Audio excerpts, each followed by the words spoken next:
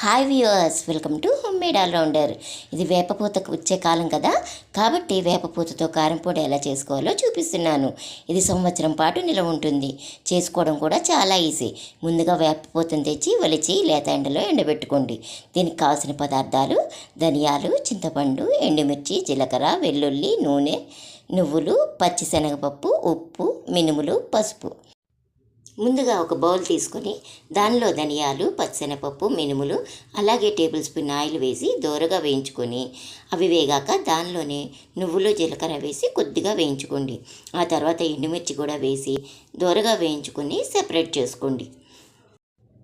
ఇప్పుడు వేరొక బౌల్లో వేపపూత వేసి స్టవ్ పూర్తిగా సిమ్లో పెట్టి కొద్దిగా వేగనివ్వండి. దీన్ని సెపరేట్ చేసుకోండి. తర్వాత మిక్సీ జార్లో తాలింపు గింజలు, చింతపండు వేసి మిక్సీ పట్టుకోండి.